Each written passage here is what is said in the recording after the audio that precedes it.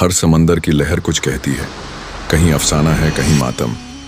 लेकिन कुछ लहरें ऐसी होती हैं जिनके सीने में दबी होती है एक कहानी, जिसे दुनिया ने सुनना तो चाहा पर कभी समझ नहीं पाई। आज हम आपको सुनाएंगे उस अफसाने की कहानी जिसे समंदर ने सालों तक छुपा कर रखा।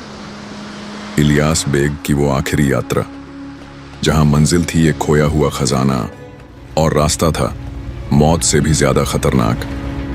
सन 1643 मिस्र के अलेक्जेंड्रिया बंदरगाह पर एक पुराना जहाज खड़ा था।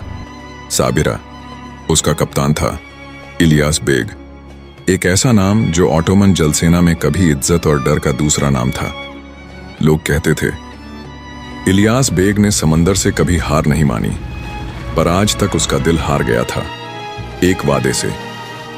एक शाम बंदरगाह पर एक बूढ़ा नक्शानवीस आया। उसने इलियास को एक पुराना खजाने का नक्शा दिखाया। वो खजाना जो एक डूबे हुए फिरौन के जहाज में था, लाल सागर की गहराइयों में। साथ ही उसने चेतावनी भी दी, वो सिर्फ खजाना नहीं, एक श्राप भी है। इलियास बेग मुस्कुराया।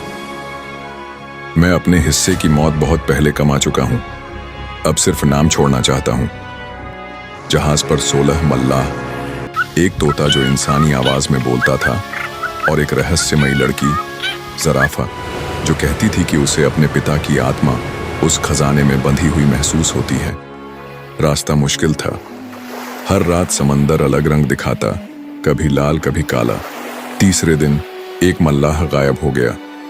चौथे दिन जहाज की दिशा बदल गई अपने आप। पांचवें दिन रात को दूर समंदर में एक धुंधली परछाई तैरती दिखी, इंसानी आकार में, मगर वो इंसान नहीं था। इलियास बेग ने महसूस किया कुछ गड़बड़ है। ज़राफ़ा रात में जाग कर नक्शे के पास कुछ बड़बड़ाती थी। छठे दिन तूफान आया, जहाज टूटने लगा। उस तूफान के बीच ज़राफ़ा चिल्लाई, खजाने को मत छुओ, ये हमारी कौम की आत्माएं हैं। जो उसे चुराएगा वो कभी लौटेगा नहीं। इलियास ने देखा नक्शा नकली था। ज़राफ़ा की आंखें अब नीली नहीं थीं, काली थीं, गहराई से भरी हुई। उसने महसूस किया ये सिर्फ खजाने की यात्रा नहीं थी, ये इंतकाम था। इलियास बेग ने सारे मल्लाहों को इकट्ठा किया और कहा, अगर हम इस समंदर से जिंदा निकले तो लोग हमें बहादुर कहेंगे, और अगर नहीं बचे तो ये लहरें हमारी कब्र बनेंगी। 7वीं रात वो खजाना दिखा, सोने के संदूक, फिरौनी जेवर और बीच में एक पत्थर जिस पर लिखा था, जो मेरे साथ आया वो मेरे साथ जाएगा। ज़राफ़ा ने छलांग लगाई। मेरे पूर्वजों की आत्मा इसी पत्थर में है, मैं इसी के साथ रहूंगी। इलियास बेग ने हाथ बढ़ाया, मगर ज़राफ़ा गायब हो चुकी थी।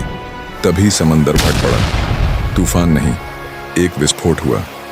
सिर्फ एक छोटी नाव बची जिसमें बैठा था एक बूढ़ा आदमी, और उसके हाथ में था एक पुराना नक्शा और एक बच्चा।